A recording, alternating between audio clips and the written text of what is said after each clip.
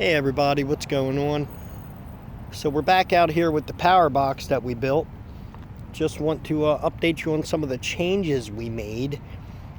We had the 10 amp PWM Renogy solar controller. We have recently updated to the 20 amp Rover Elite MPPT controller. So that's going to be a whole lot more efficient for us. And this one actually has a COM port on the bottom that you could plug into, and if you're running the LiPo, you could go into that and set it to user, and you can like change the charge profile, the float charge, the boost charge, any parameters you want, and you could really optimize your battery. So let me other than that, we did change the power source on this. We were running the 105 amp hour Deca battery, and even though that's 105 amp hours, it is an AGM battery, but ultimately it's still lead chemistry, so our depth of discharge on that is 50% at the greatest. So we really only had 50 amp hours available to us. So let me show you what we did here. It turns out that the 30 amp 12 volt port that we have hooked to this 30 amp breaker is not, even though we ran the 10 gauge wire that can carry it, the outlet itself isn't rated for that and can't handle it. So we either have to step this down to a 20 amp breaker and run a 20 amp, which is only 5 more than the 15, but 5 is 5. And I was able to find that, even though this is marine grade, I was able to find the 20 amp in a marine grade. So, we have to debate whether we want to swap that out or not. And, none of the other features on the box have changed. Just, the majority, all the inputs are the same on it. So let's update what we did on the inside of the box. We did have to order another handle. One of the handles broke, but Pelican was gracious enough to get one right out to me. Easy enough, pull the pins. So let's see what we got on the inside that we changed. We did change a couple things around as far as our power source. We upgraded to the LiPo battery, which is the LiPo 4, and that is what we wound up going with. We have the Battleborn 100 amp hour LiPo 4 battery, and the thing about this is the depth of discharge on this battery. Much more expensive battery, but supposed to be top of the line, and it can go in any orientation. So you could sit it upside down if you want, and it doesn't affect anything. Zero gassing. I mean, you could see the specs on it. I'll hold that still for a minute so you can check that out. And I actually have, unlike the lead acid chemistry, I have 100 amp hours, usable amp hours with this battery. So, that's always a great thing. So this is the breaker that I'm talking about.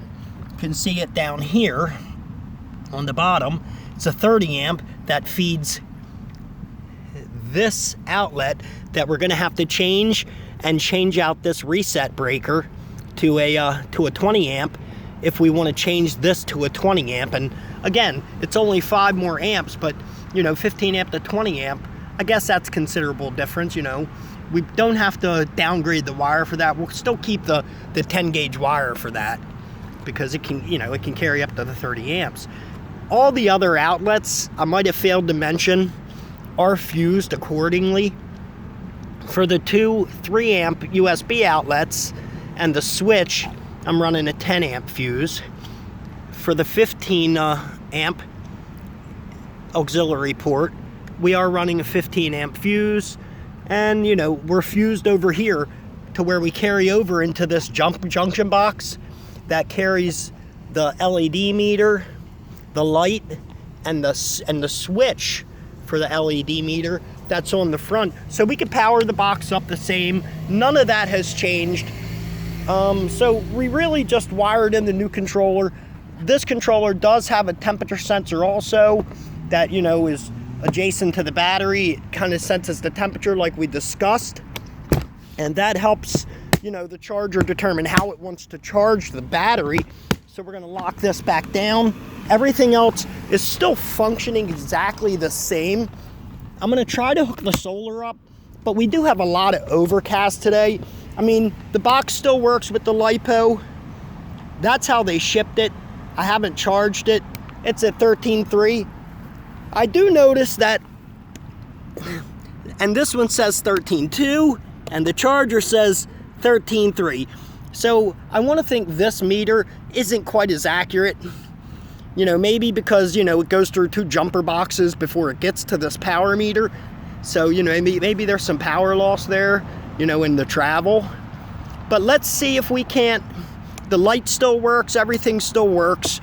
But yeah, so we upgraded the charge controller from the 10 amp PWM to the 20 amp MPPT. And that gives me the capability of hooking up to 480 watts coming into this box for solar charge capability. Not that I'll ever need to do that. Plus, I failed to mention that on top of our, you know, our 50 watt Paxos, you know, foldable solar panel, we do have the wind turbine, and it plugs in via a cigarette port, or, you know, 12 volt auxiliary outlet we're calling it now, and it has an on-off power switch on the top. I can actually plug into the 12 volt accessory port here and charge the battery via wind turbine. You know, it's pretty decent turbine, you know, can mount, you know, in any orientation, you know, it freewheels. It's basically just a wind, you know, generator. So I didn't really mention that. Like I said, we have a lot of overcast today. We're probably not going to get any solar into the box because it's very overcast today. There's no sun out. So we're not even going to bother hooking the panel up. Just rest assured, it would pull power, it would go into the battery. And, you know, we are set at the LiPo setting here. And, you know, in that setting, that's where I'm talking about the COM port. You know, it gives you, on the LiPo setting, it gives you access to go in and change the parameters to optimize the battery.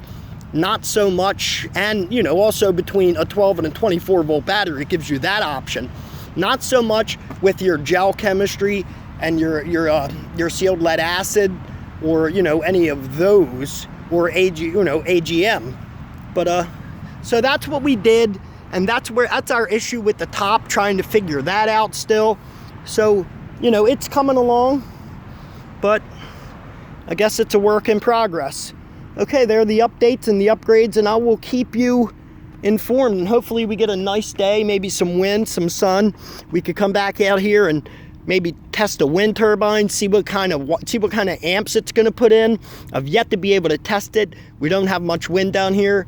You know, not that I'm hoping for a hurricane or anything to blow through, you know, to have a good test day, but all in all, that's kind of where we're at with it. All right, guys, hope you enjoy the video. Any questions or comments on any of the updates or anything like that, you know, feel free to comment or like the video. All right, see you guys. Hope this gave you some insight, or, you know, any ideas you want to bounce off me, or any suggestions you want to throw at me. See you guys. Have a good one.